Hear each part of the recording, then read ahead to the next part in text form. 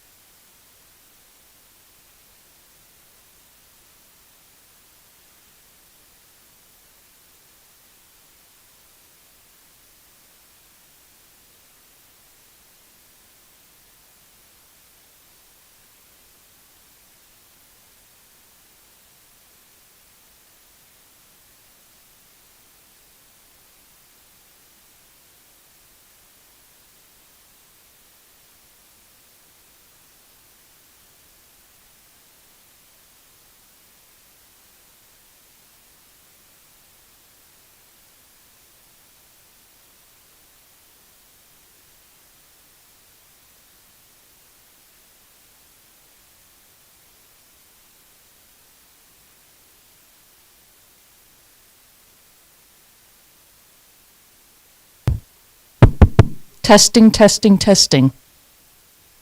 You hear it okay now? I actually didn't hear an echo from here, so. Yeah. I'll talk. Okay, we're testing the speaker in the library, and That's nice. That's really nice. I like how directional it is. I don't hear it. Good. Out here, did you hear it at all? I didn't, but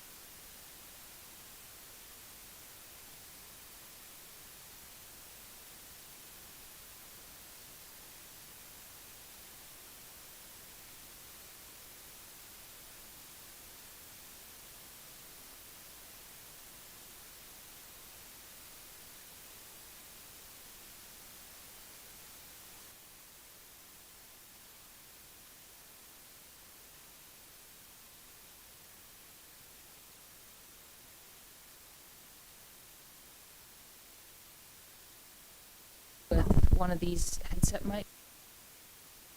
Does not.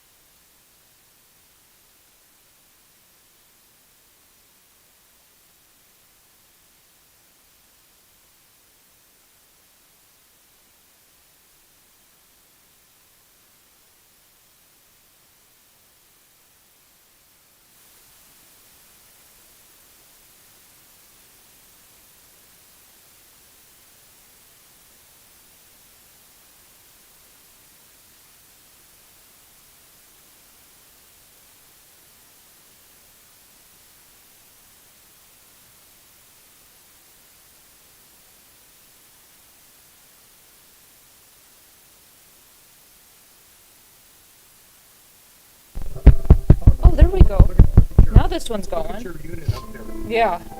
Well, that's definitely connected. Yep. Okay. That's weird that Let's it didn't. Test that. I wonder why that other one doesn't. I think I'm going to save this one for Bailey, probably. Or if Alan. Is Alan going to be doing the service He's coordinating doing today? this, I think he's doing the main talk. No, it's Kevin. Kevin is doing it with Pat and Scott. And Kevin has one of the headset mics that's already working. So, Oh, okay. Oh, I see that. yeah, I think I'm going to save this one for Bailey so that if she does the children's story things are okay.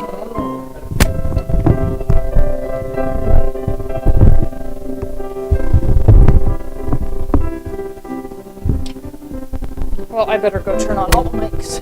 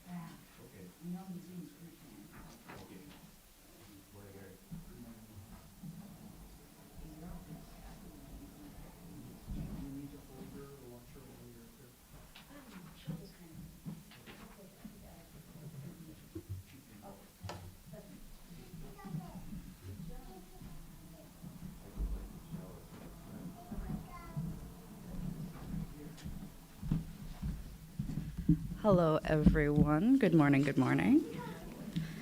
Welcome to today's worship service. We're grateful that you're here. My name is Bailey, and I'm the service coordinator for today. Our mission, of course, is to seek truth, practice love, and celebrate life. Whether you're joining us for the first time or you've been a member for a long time, you are welcome here. Whatever faiths you have known or not known, or whatever your heritage, you are welcome here. Whatever questions you hold, whatever truths you seek, whatever sorrow you have known, whatever joy has filled your heart, whoever you are and whomever you love, you are welcome here. And now, for a few announcements. I call your attention to the notices that are in our program, which I left all of them at my seat. So that's okay. You'll just have to check. And then if anyone else has any announcements that they would like to give, feel free to come up.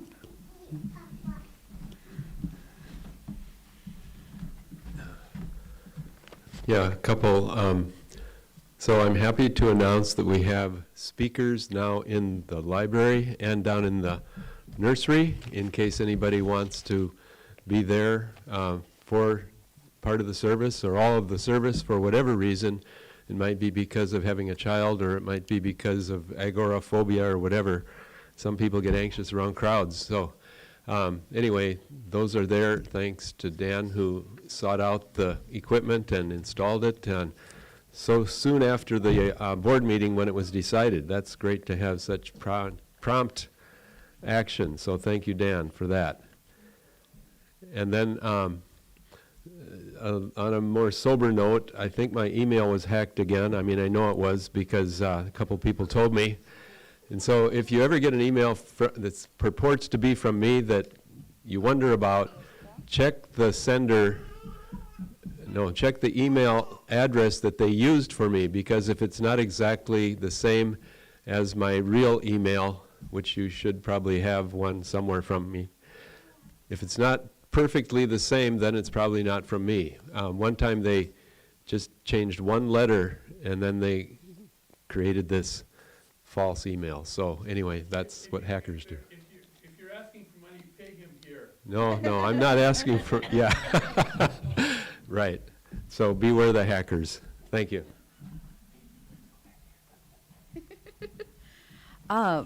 On that note, one day I should probably give a speech about internet safety. That can be my speech. So with announcements concluded, we will now have the prelude.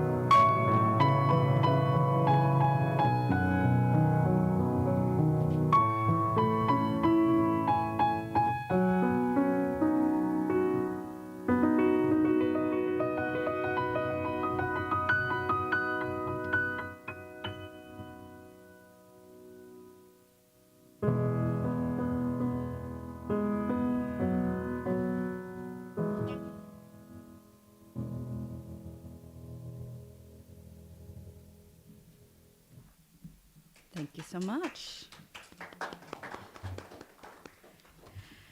And now for the chalice lighting, number 430 in your books. And luckily there's no italics, so I'll just read it and you can all follow along if you feel so. For now the winter is past, the rain is over and gone, the flowers appear on the earth, the time of singing has come, the fig tree puts forth its figs, and the vines are in blossom, they give forth fragrance. Song of Solomon, number 2. And now for our first song, number 61, Lo, the Earth Wakes Again. Feel free to stand as you are able.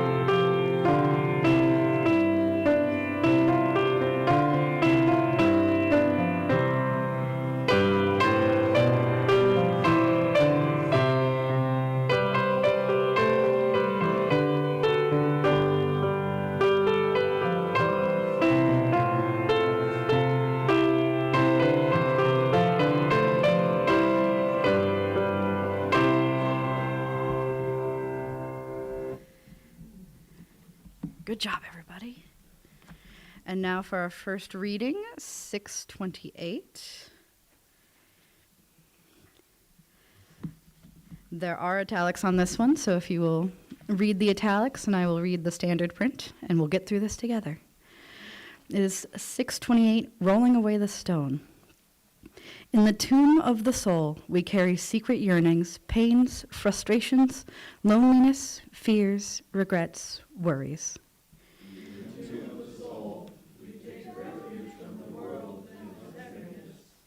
In the tomb of the soul, we wrap ourselves in the security of darkness.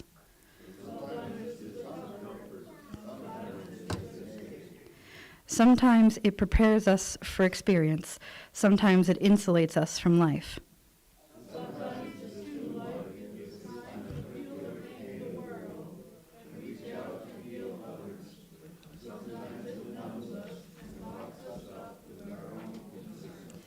In this season where light and dark balance the day, we seek balance for ourselves.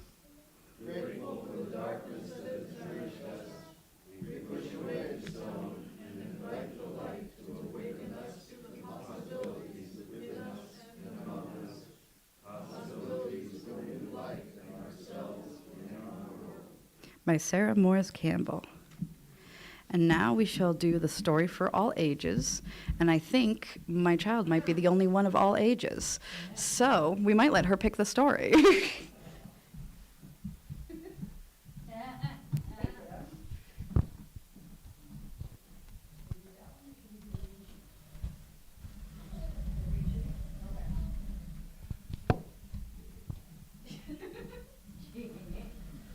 Just right in front.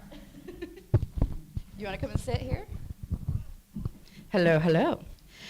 This book is from the library, so we've been having a great time with it lately. And it is Where is Green Sheep? You ready? by Mem Fox and Judy Horick, I hope. Here is the blue sheep. What color is it? Blue. And here is the red sheep. Yeah. And here is the bath sheep. Mm-hmm. And here is the bed sheep. Yeah. But where is the green sheep? It's all gone. Yeah, you're right. Here is the thin sheep. And here is the wide sheep. Here is the swing sheep. Yeah, they're at a playground. And here is the slide sheep. Yeah. But where is the green sheep? Yeah, they're gone. Here's the up sheep. Ooh. And here's the down sheep.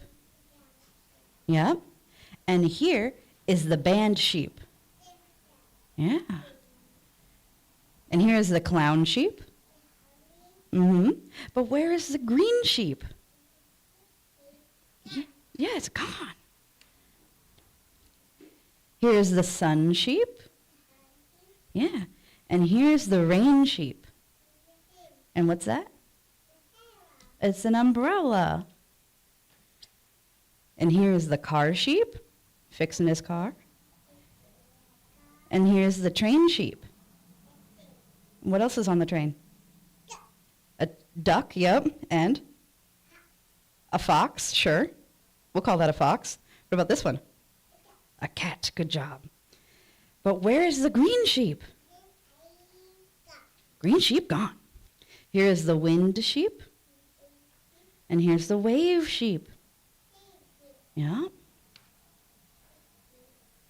Here's the scared sheep. Yeah, and here's the brave sheep. But where is the green sheep?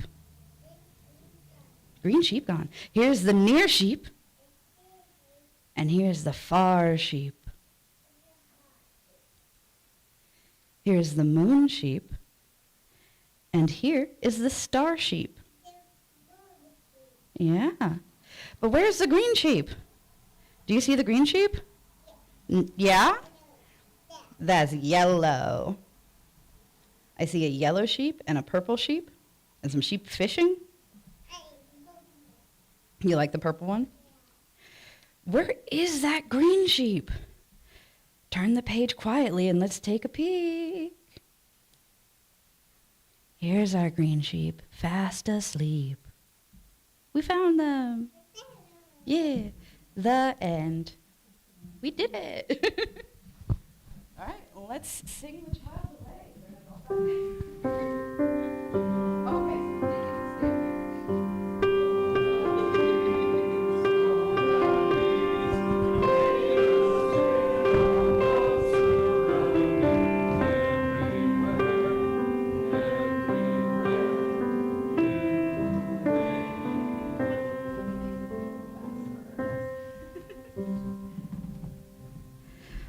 Success. All right, so now it is time for joys and concerns. In this congregation, we found it helpful to share the ups and downs of our lives by the practice of taking a stone from a bowl, holding it in our hand, warming it, and expressing our thoughts of joy and or concern, and then placing the stone in the water so that the ripples of the water carry our joys and concerns out into the wider world. I'm going to start because I love to talk. Testing. Oh, it does work. So I am going to take a stone because a few weeks ago I told you all that my car exploded, and insurance decided it wasn't my fault. So now we have a new car. Yes. I'm very excited. It's a hybrid. Yeah. So I don't have to plug it in, but it still gets me places. And it costs only $20 to fill up. Woo. As far as concerns go, and I will take any advice from anybody on this, my oldest daughter has developed a rebellious streak. And so she broke the rules 5 days in a row. We have a very specific system of job cards. She breaks a rule, she draws a job card, which is just a type of chore. And then she can do that, and then we move on. But the job cards apparently weren't severe enough. She broke the rules 5 days in a row, and I gave her a warning, and I said, hey, you do this again, and you're going to be with me 24/7. And she went to go visit her grandparents' house, and her grandparents said, "Is she supposed to have her phone here?" And I said, "What phone?" Not using her grandmother's phone is one of the rules, and she apparently took her grandmother's phone to Elk Point. So when she returns today, we have to start the 24/7. So if anybody has any advice on grounding a 9-year-old, let me know, because I've never grounded a child before. This is my first time. She's been pretty well behaved. So I will take any and all advice after service, please.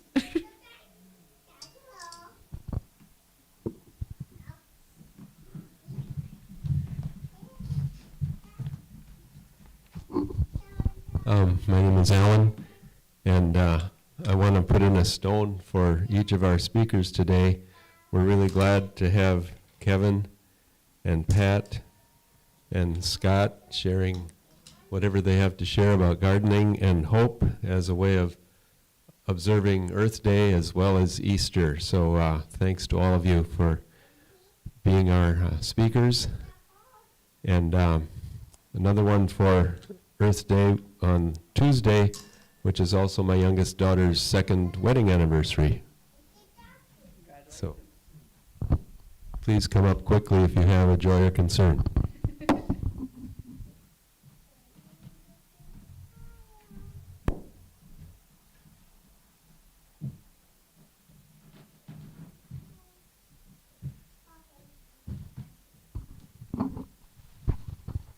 I'm Ann Kunze, very unsteady on my feet. However, I wanted to say of joy because I haven't done a stairs in years because I'm too unsteady on my feet. And your stairs over here that go downstairs are very steep, and yet last week I successfully made it up and down those stairs, and that's a big joy.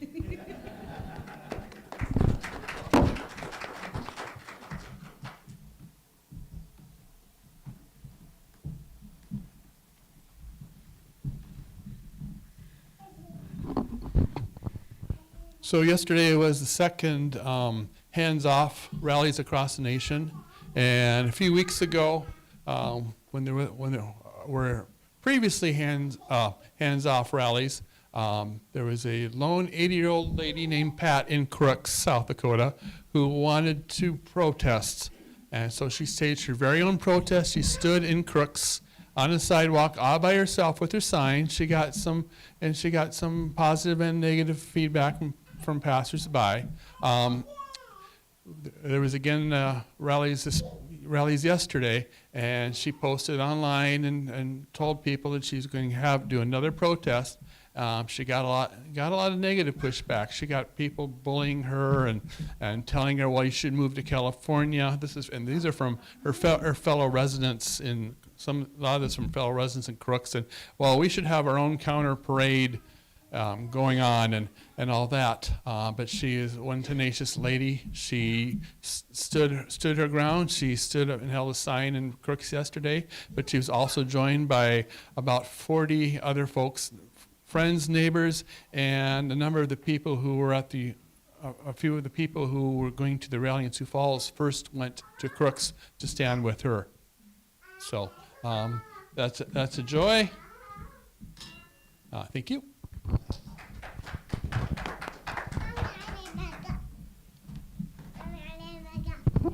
Thanks, Kevin. I have a concern and a joy. Yesterday, I have a dear friend, John Behringer. His wife, Deb, is going to be going in this next week to have all the bone marrow taken care of in her bones. Gone. And then she'll get stem cells from a donor and start the process of adapting to these stem cells. So my heart goes out to them. This has been quite a process, just getting her to where she can get this done, just can get it done. It's a wonderful thing. We're hoping it'll work well. This same John, whose wife is going through this, went to Spirit of Peace yesterday, and JC and I, as you know, have been struggling along getting our violin duets going, And John said, I'll record you and your music. So we had 4 hours yesterday at Spirit of Peace with John behind his machine, capturing the sounds of 48 songs that we were able to record. I'll tell you, there are little things in life, but to be an old person paired with a finer musician and to be able to try to create some music, it's been a delight to me. And that, frankly, it gives me great joy. So if you should be crazy enough to want a copy of that, and if it turns out okay, let us know, and I'm sure we can get you one. But anyway, joys and sorrows, concern and joy.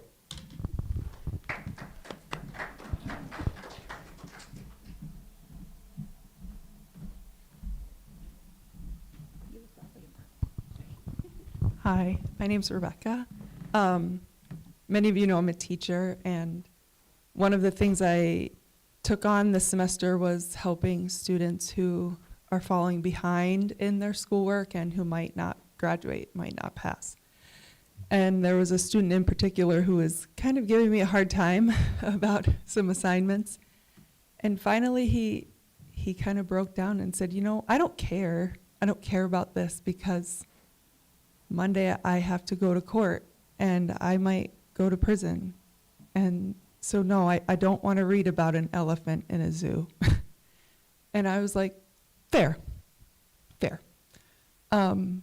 So the next day, we role played some options for what he could talk to the judge about. And we talked about good things in his life and how he's helping his mother, and kind of helped him get prepared for that that court date. And it was Monday morning, and I just had him in my heart, and Monday afternoon he walked into my class, and I said, "You're here," and he said, "I said all the things, and the judge said she would give me a chance, and I just have to come to school every day and give her a progress report." And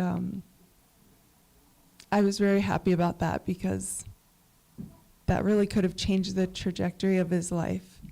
And I haven't ever been in a position where you don't realize what kids are dealing with. And the next day I brought little cupcakes for our class, and I kind of said I'm just so happy everybody's here. And I kind of looked at him and said I'm proud of you, and I'm proud of everything you've done. And I had a puddle on the floor. He kind of looked at me and said thank you for caring about me. And that really meant a lot to me, and that's such a joy for him. And yeah, it was a great moment in teaching. So.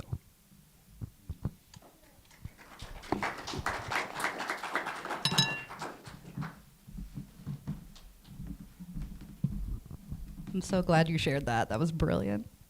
And now a final stone for all of the joys and concerns left unsaid. And we'll just have a quick moment of quiet for that. And then I do believe there's a song coming up.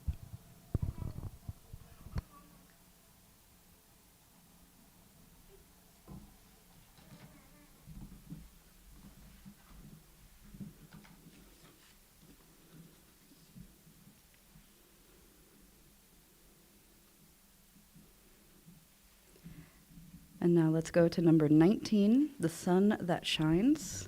Please stand as you are able.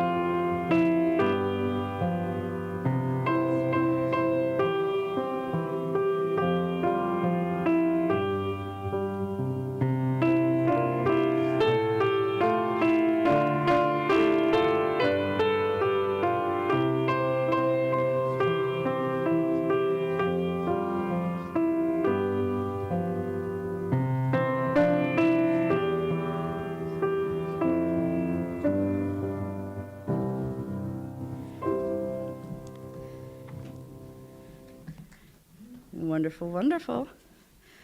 All right, and now we will have our second reading, 555. And this is a bit of a long one, so bear with us. I'll read the standard and you read the italics. Some things will never change. The voice of the forest water in the night, a woman's laughter in the dark, the clean, hard rattle of raked gravel, the cricketing stitch of midday in the hot meadows, the delicate web of children's voices in bright air. These things will never change.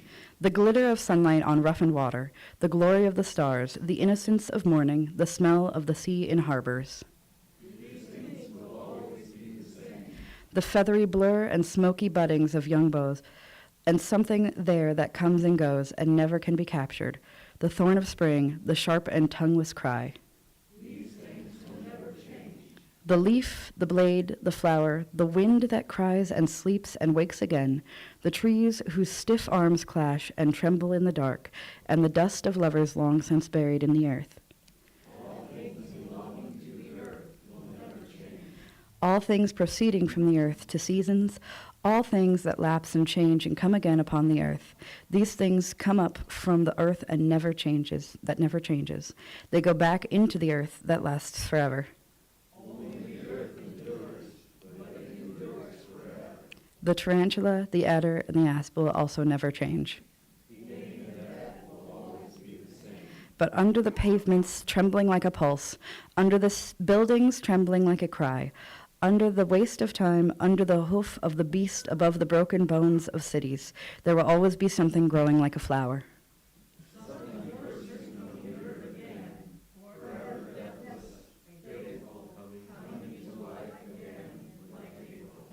And that was by Thomas Wolfe. And so now we have our lovely speakers about gardening. I'll let them come up and introduce themselves as they speak.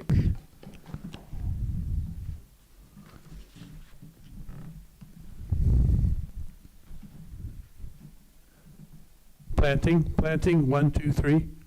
All right. Good morning. Kevin Kolb, longtime member. And I'm supposed to speak on gardening and hope, and I had a few different options to go, but I think I'm going to talk about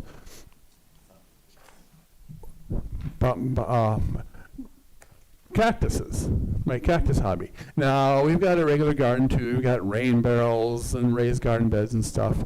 But one of the things I'm particularly proud of is I have a collection of 4 different types of South Dakota native cactus that grow in beds in my backyard. 3 of them are types of prickly pear. You can play pet the bunny here. Here's a sample of fragile prickly pear, which likes to grow around Sioux Quartzsite, through South Dakota into Minnesota.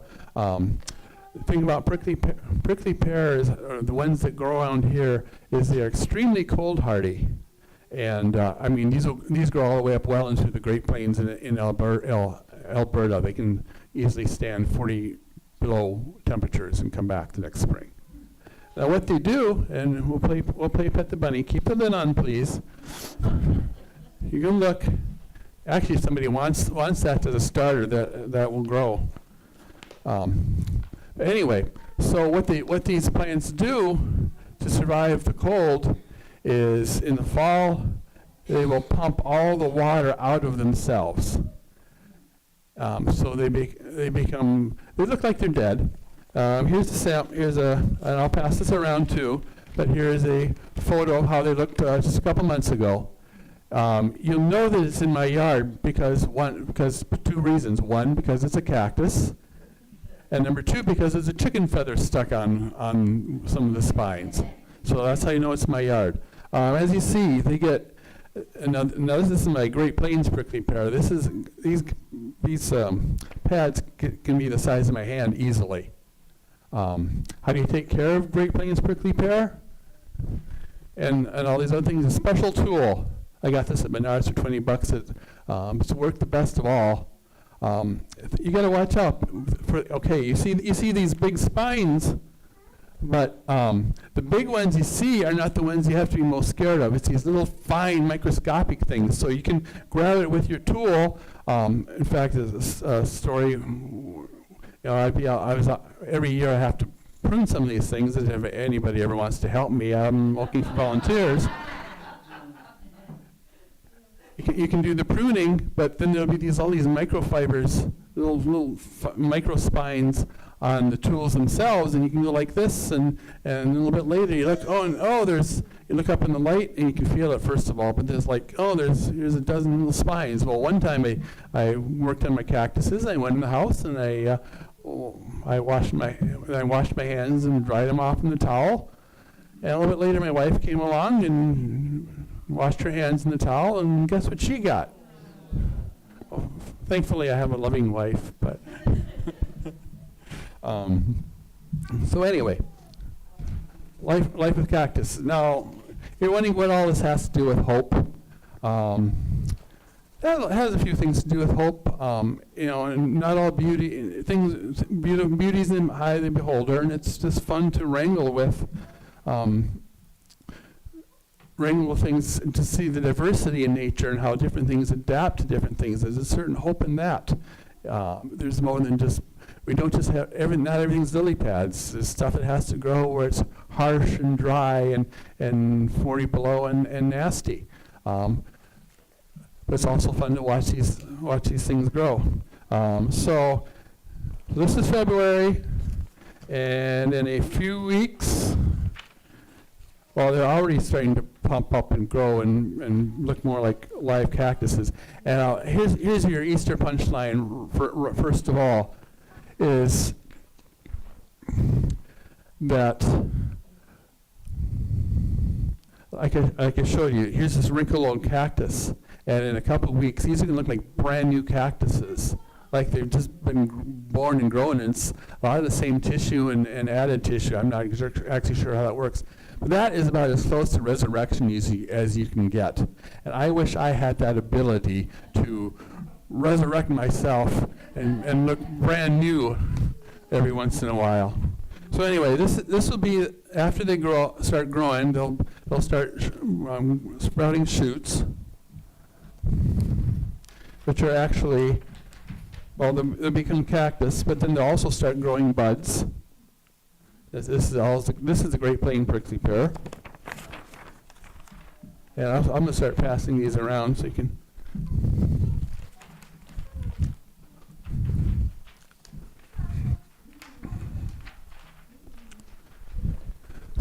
So by late May or sometime into June, we end up with this.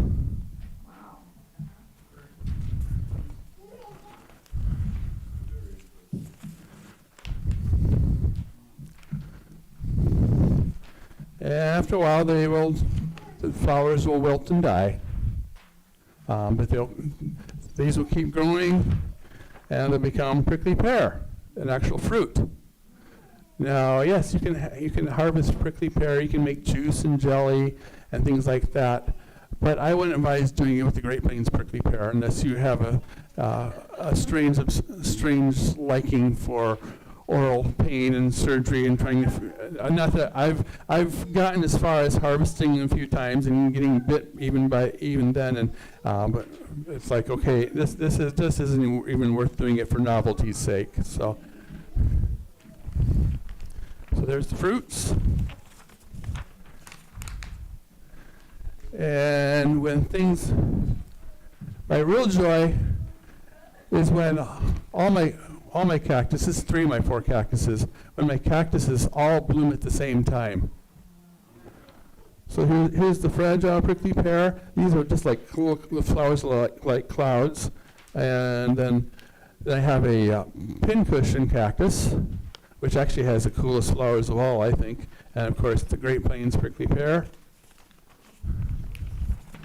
And this is what the pincushion looks like when in full bloom. Yes. So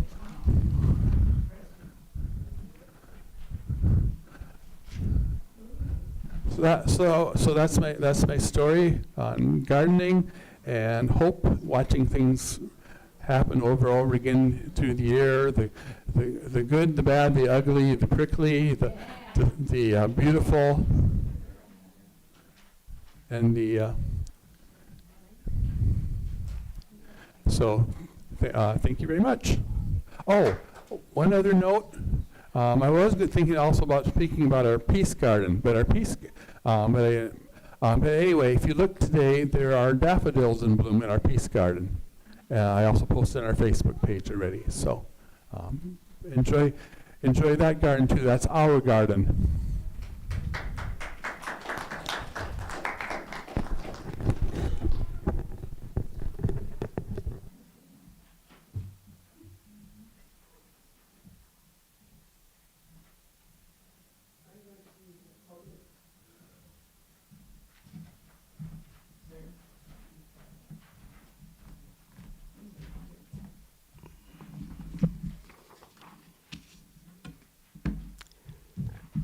Can everyone hear me? Okay. Well, I just wanted to say that I've had a lot of botany, and one of the things that I enjoyed about botany was I came across a book on biogeography. And biogeography is about where plants come from on the earth. Because every continent except Antarctica has plants and has food plants. And one of my favorite books, I picked up this one in Santa Cruz, California in the 1980s at a used bookstore. Sturtevant's Edible Plants of the World. And Dover publishes this. And it has a great picture of Mr. Sturtevant here.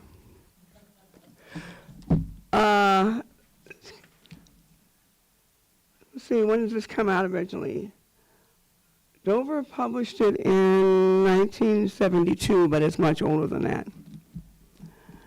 So this one is, if you're really interested, you can find it. Okay. I decided with the question of gardens, where do our plants come from? And who first started using them in their gardens? Because I'm talking about food here, not flowers, food. Everyone on earth requires food to live. So I started out with common garden plants. Asparagus. Asparagus is called Asparagus officinalis. It's native to Eurasia.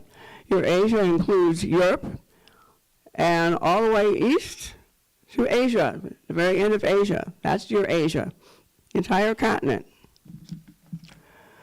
Young shoots are used as a spring veggie. The small red berries are toxic to humans, so young children are very attracted to them. Asparagus is found in Europe and across the western temperate Asia. So that's the temperate region to the east. The other one I chose was beets. Beetroot, Beta vulgaris. Beta, the genus, is the Roman name for beet. Vulgaris means common in Latin. Origins, ancient Middle East. Grown for greens by the ancient Egyptians, Greeks, and Romans. Swiss chard is a subspecies of Beta vulgaris. Maritima is the subspecies. Grown for its colorful stems. I get dry.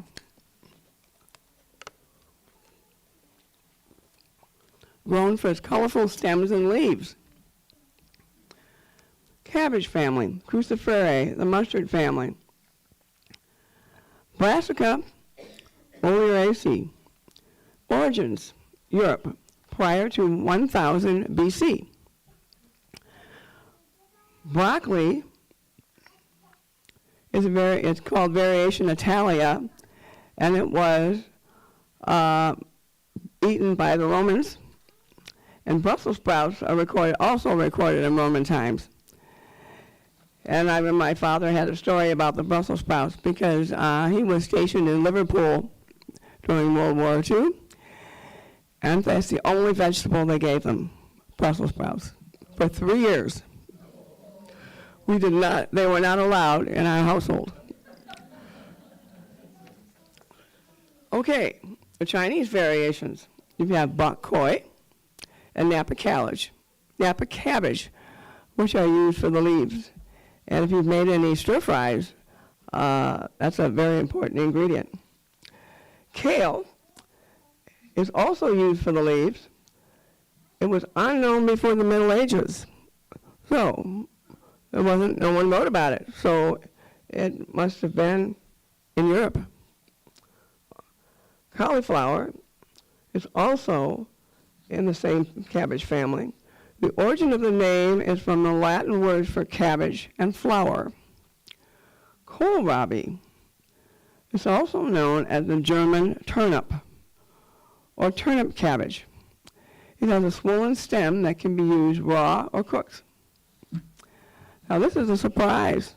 I found out that radishes are also members of the mustard family. Raphanus salvitis has a large taproot with edible leaves. It was domesticated in Southeast Asia. My father always insisted that we planted radishes every spring. Legumes. This is the bean family. Includes the largest number of edible species. Legumes are eaten in the unripe fruit or green pod form, such as bush peas or pole beans. These are Physalis vulgaris, originated in Mexico, Central America, and South America over thousands of years. There are over 130 varieties of pod legumes. Now there's a completely different section on the dried beans, which I was amazed to see when you look it up on Google, look up beans, and the dried beans, there was some there I'd never heard of, like Appaloosa beans. Okay, the next section is Solanaceae. The Solanaceae family is a nightshade family. This family includes tomatoes, peppers, potatoes, eggplants, over 3,000 species.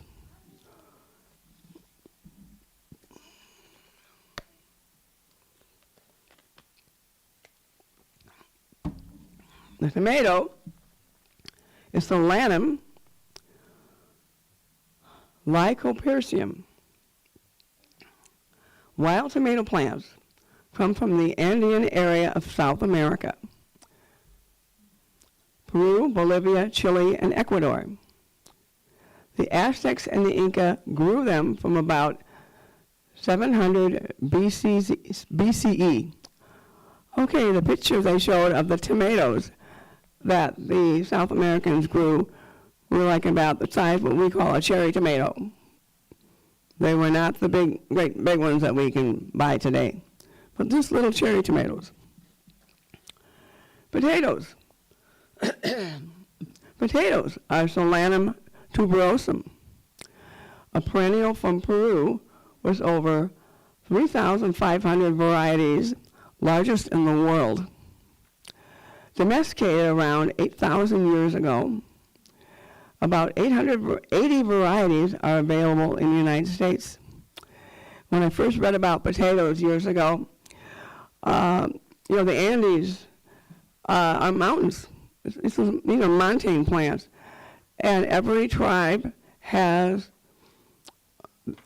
different potato varieties for each elevation where they're planting. That's why you have so many species. So most of those cannot be, we're flatlanders here. They wouldn't grow here. Oh yes, the last one I have here is the eggplants. They're called Solanum melongian. domesticated in southern or eastern Asia since prehistory. Eggplants were brought to Europe through the Iberian Peninsula by the Muslim and Jewish communities, and from there spread to the rest of Europe. That was all I talked about that I've written on here. And I was just amazed to find out where some of these plants originally came from and what group developed them to a point where they made a large enough fruit or seed to be used for our food. Thank you.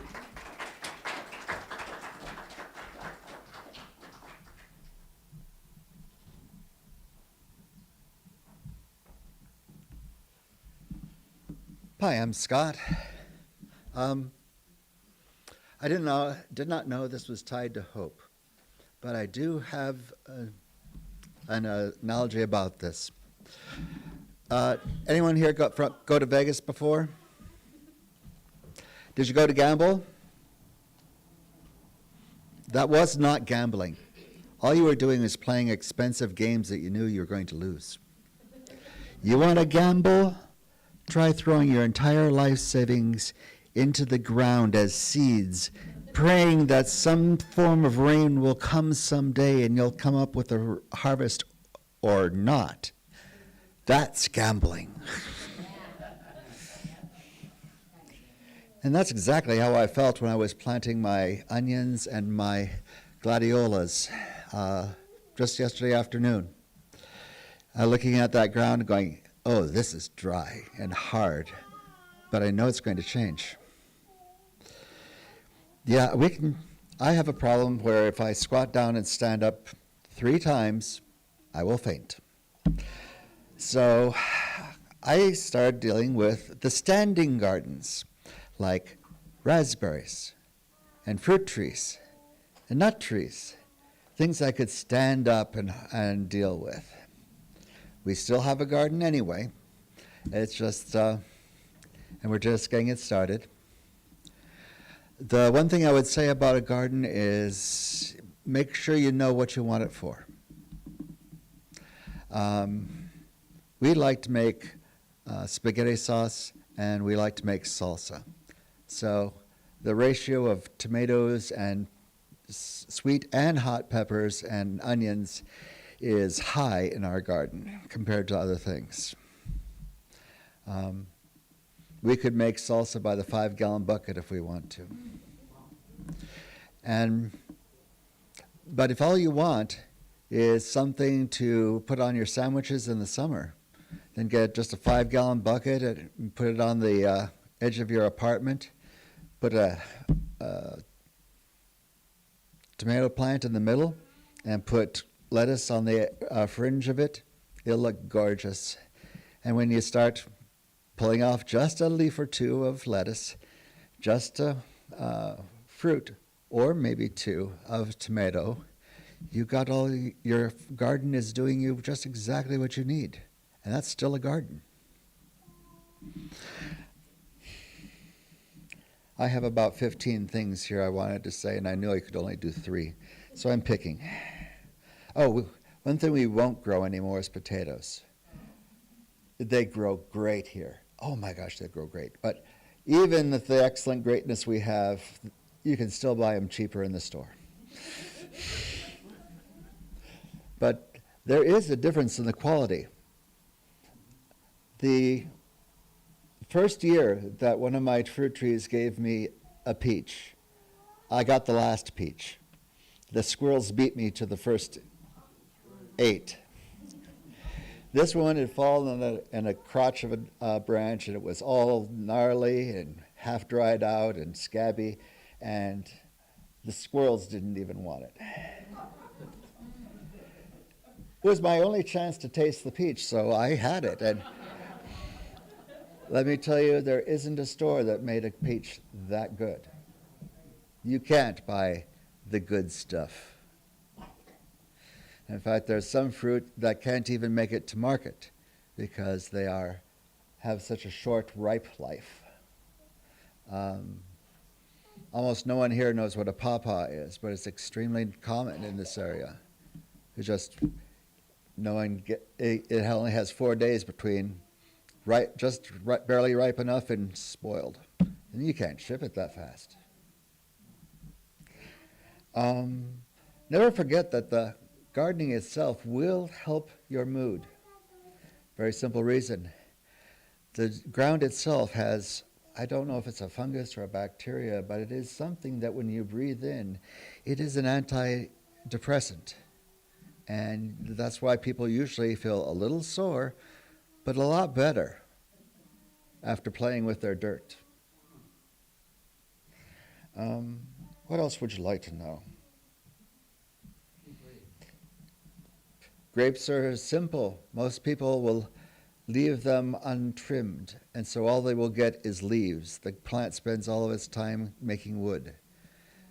But if you cut it back to 60 buds per root, then you're going to get all the grapes you want. One of the things I've had fun with is playing with the fences.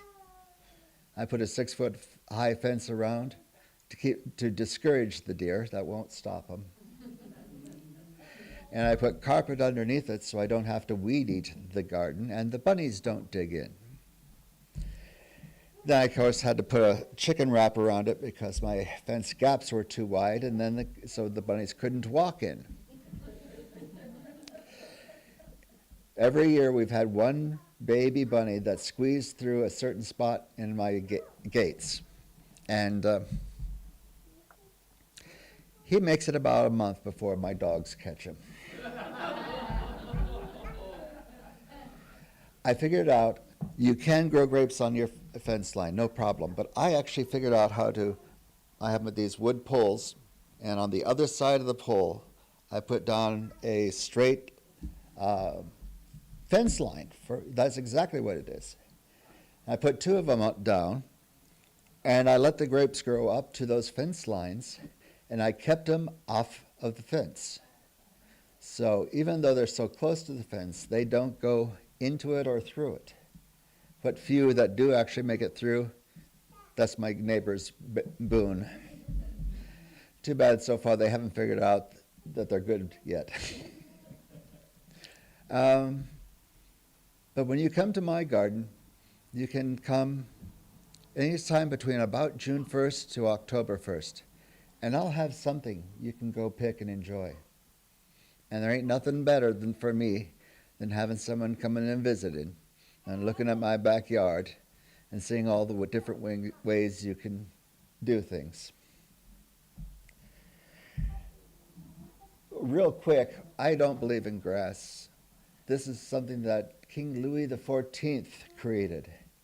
He proved that he was so rich that he could have a piece of land where the sheep didn't go, and it had to be manually mowed, so he could play croquet. And then other people says, well, I'm rich enough to do that. And then it went across to England, and by that time, and then it came across to America. By the time it came to America, we forgot why we were planting grass, but we just knew we had to do it. I have some better things in my yard than grass. I have this weed that some people call creeping Charlie. It's a broad leaf, so it shades the ground and keeps it moist. It has the prettiest little purple flower. It will go anywhere. Many times you just have to cut a slice of it off to put something there. But it's kept the ground, what's the word I'm looking? They call it silaging the yard. You get so much more topsoil faster that way. Another one and by the way, it never goes above 4 inches. Therefore, I don't have to mow. If I can get that all instead of grass, but that's not true yet. Even better is white clover. They have it an 8-inch variety and they have a 4-inch variety. Clover actually, well, technically you can add it to your salad, but it is a nitrogen fixer. It will actually make the soil richer, which is good for the trees. And again, at 4 inches tall, No one has to mow. And they're pretty all summer long. I remember one time going out to my yard and looking at all the flowers and thinking, is it January? It was just looked like snow. And the trick is you find what makes you happy. And you can find a lot of things that makes you happy playing with the ground and watching something come up.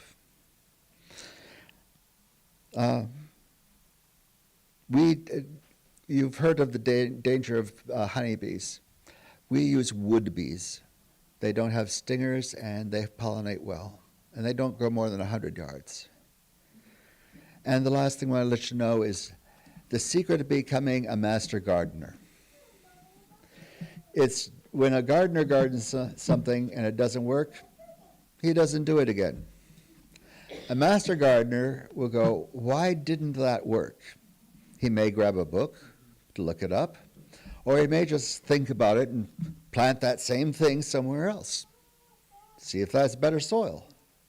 And so if you fail, be a master gardener. Try again. Add something that's different each time until you figured it out. Now you can tell everybody.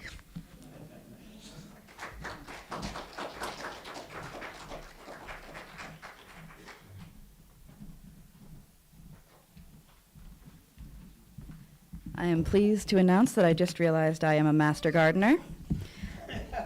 I have plenty of very upset plants to verify that. Now we are going to get the offering to Amazing Grace / My Chains Are Gone. You need your cup?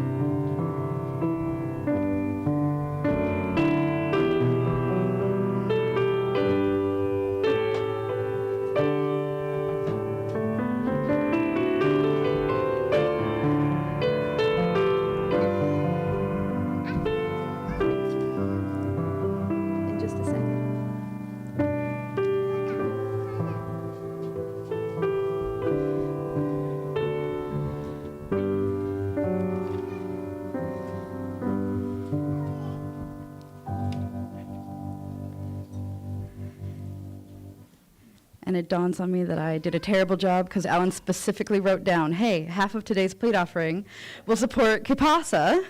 They spoke here on March 30th, and we found out after the fact that they were a nonprofit. Oops. Sorry about that. Next we have a reading, and I can't see what time it is from way over there because I'm blind. It is 11:02, so I'm gonna do the reading because it's short, and then I'm going to go to the extinguishing of the chalice, and we can sing Joyful, Joyful on a different day. So the reading is 6:25. There are no italics. It's just me. You're good. It's called An Eye for Miracles. You who have an eye for miracles, regard the bud now appearing on the bare branch of the fragile young tree. It is a mere dot, a nothing, but already it's a flower, already a fruit, already its own death and resurrection. By Diego Valery. And now we will extinguish the chalice real quick. So if you will read with me. The chalice is extinguished, but the light goes on thus out into the world. And now the postlude, and then when we are done, coffee downstairs and conversation up here.